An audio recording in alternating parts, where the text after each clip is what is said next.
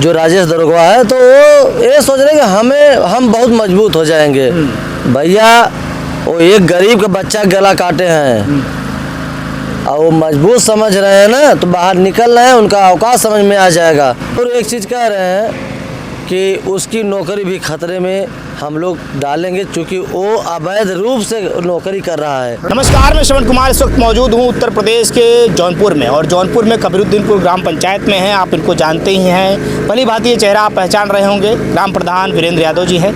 और दोस्तों बता दें कि जिस प्रकार से एक नया खबर, एक नई मोड़ जब इस पूरे मामले में, अनुराग यादव हत्याकांड मामले में सामने आता है, और जिस प्रकार से हाईकोर्ट से जब उसकी जमानत अर्जी मंजूर कर ली जाती है, जो कि दारोगा पद पर तैनात था उस दिन, जिसका नाम राजेश यादव है, और राजेश यादव को ही मुख्य भूमिका इसमें देखी जा रही थी, क्योंकि जिस प्रकार से वो सरकारी तंत्र के अंदर रहते हुए उसने फ़ोन से बराबर कांटेक्ट में रखा अपने पिता के साथ में, अपने भाइयों के साथ में, और जिस प्रकार से सभी के सभी आरोपी जो गिरफ्तार किए गए थे, उनमें से सभी परिवार के, जो अनुराग यादव के परिवार के लोग हैं, जिनका माता पिता हों चाहे बहनें हों, सभी लोगों को ये लग रहा था, गांव के लोग हों, सभी लोग यही मान रहे थे कि इसमें फांसी की सज़ा होगी, और जमानत तो बिल्कुल होगी ही नहीं। लेकिन जिस प्रकार से जमानत मिल गई है, लेकिन भारतीय कोर्ट के ऊपर, भारतीय संविधान के ऊपर हमको पूरा भरोसा रहता है।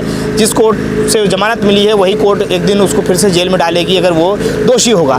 लेकिन कहीं ना कहीं जिस प्रकार से परिवार जो है, परिवार अब फिर से डरा हुआ है, परिवार के घर में फिर से खाना पीना नहीं बना है, और साथ साथ में गाँव के तमाम लोग जो भी परिवार से जुड़े हुए थे, उनके घर भी खाना पीना नहीं बना है। उसकी साक्षात गवाही करते हुए ग्राम प्रधान बता रहे हैं। और क्या बात है, क्या पूरा प्रकरण है, उसके बाद में गांव के अंदर क्या माहौल है, ये सीधा जानते हैं। स्वागत है प्रधान। देखिए, आपको चैनल को बहुत दिल से धन्यवाद। अब एक जान लीजिए, उसका जब से जमानत हुआ है लगभग 20 तारीख को, तो उस समय समझ लीजिए कि हमें पता नहीं रहा था। तो हम लोग ये भी विश्वास नहीं था कि नहीं इतने जल्दी बेल हो जाएगी। और उस दिन जिस दिन बेल हुई, हमारे अनुराग के पिताजी सुने, और उस दिन समझ लीजिए भैया कि उनके घर खाना नहीं बना।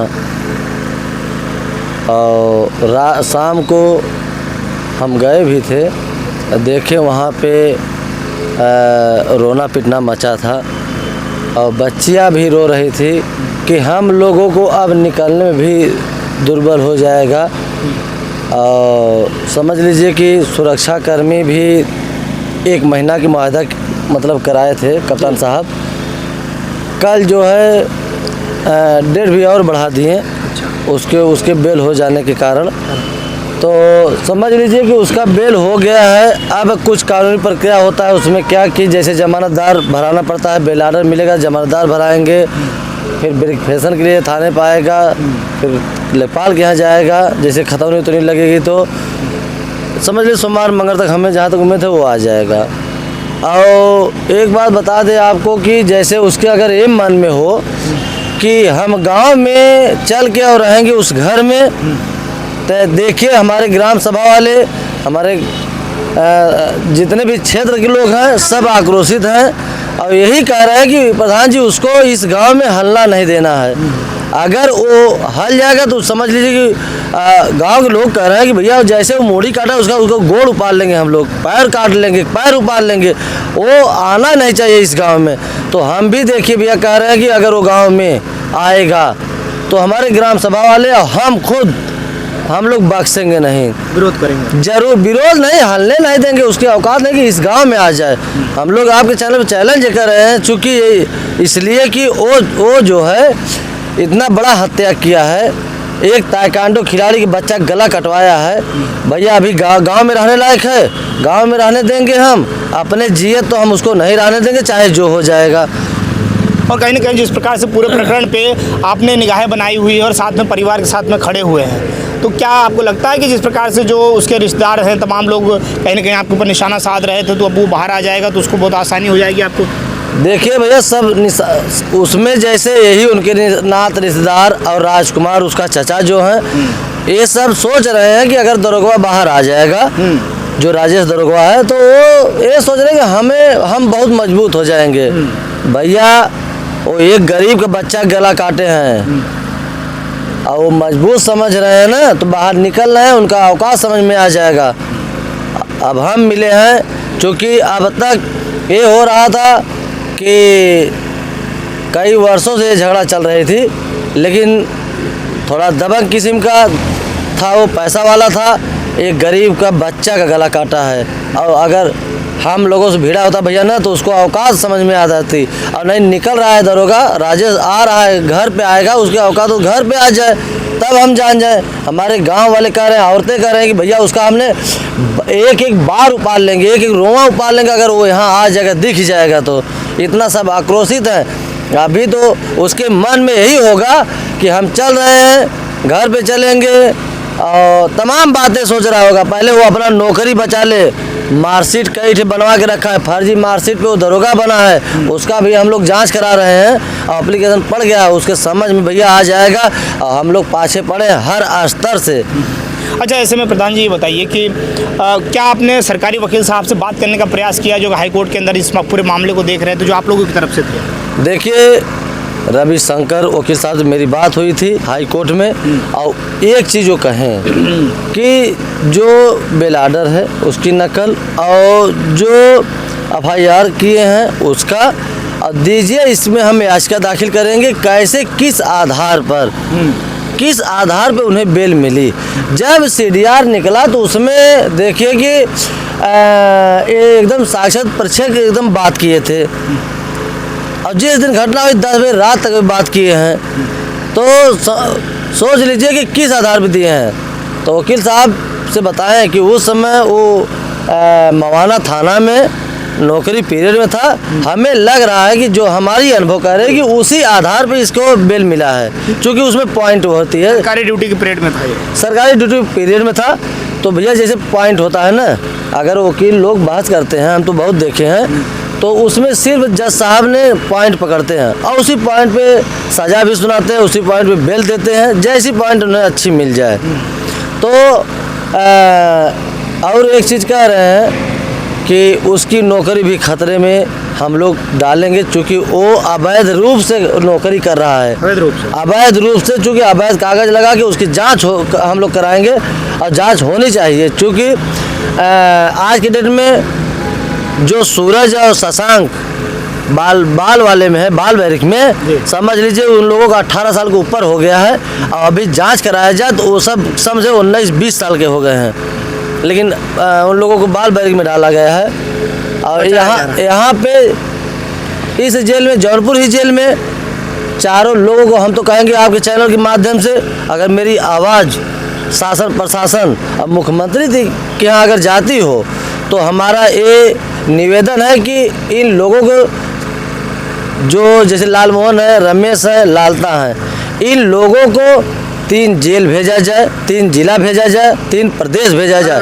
अलग अलग। चूँकि भैया यहाँ बैठकर सब राजनीति कर रहे हैं। देखिए ऐसा राजनीति किए, अब कहाँ से किए कि पैसा के बल पे किए, कैसे किए, इतने जल्दी बेल हो गई। पूरे प्रदेश, पूरे देश में ये चीज़ मातम छा गया है।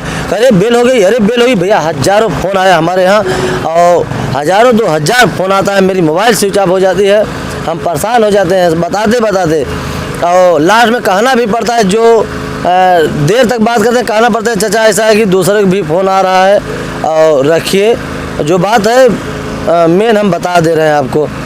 तो सब उस समय संकट में पड़ गए थे कि कितना इतने जल्दी बेल हो गई। भैया एक चोरी में जाते हैं सब लोग 3-4 महीना 6 महीना लग जाता है।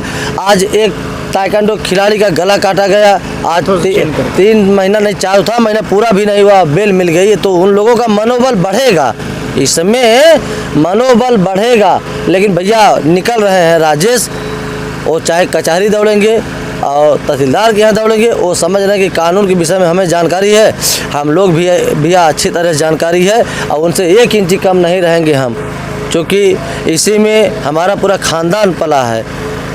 अच्छा, ऐसे में देखिए आप लोग बता दें दोस्तों कि जिस प्रकार से पूरे के पूरे प्रकरण को लेकर के जो अनुराग यादव के माता पिता हैं या बहनें हैं, तमाम लोग फिर से डर गए हैं और फिर से उनके अंदर वो पहले दिन जैसे ही एक जो डर है वो दिखाई दे रही, क्योंकि जिस प्रकार से पूरा का पूरा जो प्रकरण देखना था या लोग जो देख रहे थे, लोगों को लग रहा था कि इस मामले में कड़ी से कड़ी सज़ा देखने को मिलेगा और जिस प्रकार से नज़ीर पेश होगी, जिसमें हो सकता है कि इनको आने वाले समय पर फास्ट ट्रैक कोर्ट में मामला चलाने की बात की जा रही थी। डीएम साहब ने उस समय कहा भी था कि इस मामले को मैं फास्ट ट्रैक कोर्ट में लेकर जाऊंगा। तो क्या फिर अब क्या रह गया उसमें? जिस प्रकार से परिवार को तो न्याय मिलने की जो बात की जा रही थी, घर पे बुलडोजर चलने की बात की जा रही थी, वो तो सब दूर बिछड़ता चला जा रहा है और अपराधी जो है छूटते चले जा रहे हैं। देखिए भैया, पहले एक बात बता दें आपको कि हमारे कप्तान साहब अजय पाल शर्मा जी ये चीज़ें कहे थे कि हम जो है रास्का वाली बात हुई थी, तो कहे थे कि हम बेल के पहले रास्का लगा देंगे। अब मुझसे स्वयं बात हुई थी कि रास्का लगेगा, लेकिन रास्का भी नहीं लगा।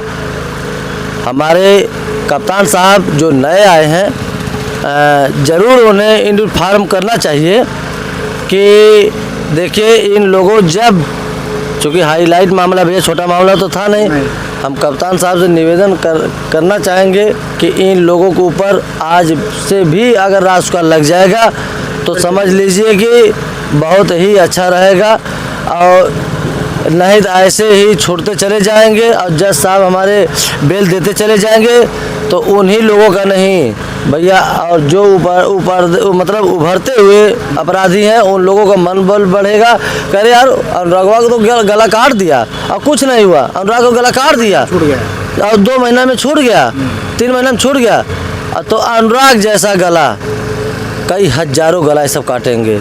तो हम ये चाहेंगे कि अगर एक हीरा का गला कटा है तो हमारे भैया भारत का वो हीरा था, तो हम ये चाहेंगे कि उन लोगों के ऊपर रास्का लगे और दंड से दंड, कठिन से कठिन दंड मिलना चाहिए, क्योंकि नहीं तो मनोबल उन लोगों का भी बढ़ेगा। कबीरउद्दीनपुर में कई गला अगर आ गए तो गला काटेंगे। तो हम आपके चैनल पे वादा कर रहे हैं कि उन लोगों को इस अपने ग्राम सभा धरती पे पाँव नहीं रखने देंगे। अगर पाँव रखें तो हमारे गांव के लोग उनके पाँव उपाड़ लेंगे, ये आपके वादा कर रहे हैं इस चैनल पर। तो आप देख सकते हैं, समझ सकते हैं कि गांव के लोग किस प्रकार से आक्रोशित हैं, क्योंकि ग्राम प्रधान वही बातें बता रहे हैं जो कि गांव के लोग इनसे कह रहे हैं। और जिस प्रकार से अनुराग यादव के घर के परिवार पे और जिस प्रकार से एक विपत्ति का पहाड़ फिर से टूट पड़ा है और जिस प्रकार से परिवार को आशा थी कि जल्द से जल्द इस पर कुछ कानूनी प्रक्रियाओं के तहत कुछ ऐसा फैसला आएगा जिससे परिवार जो है संतोष के माहौल में जिएगा और सुख शांति घर के अंदर आएगी। क्योंकि जिस प्रकार से 3 महीने बीत चुके हैं, 4था महीना लग चुका है, लेकिन उसके बावजूद जो बुलडोजर चलने की बात की जा रही थी, जिसमें तहसीलदार कोर्ट के अंदर जब बुलडोजर चलने की जो बात जिस पर तारीख पे तारीख उनको मिलती जा रही है, जिससे वो परेशान हो चुके थे, लेकिन उसी के बीच में एक नई प्रकार की जब ये याचिका जब सामने आती है और इसमें उसकी याचिका को मंजूर कर लिया जाता है और जमानत उसे दे दी जाती है, इस मामले को लेकर के परिवार फिर से कहीं ना कहीं एक डर का माहौल परिवार के अंदर देखा जा सकता है। और अनुराग के पिताजी का जो स्वास्थ्य था, जो कि जो काफ़ी ज़्यादा वो इस मामले को देखते हुए उनको बार बार बेहोश हो जाया करते थे,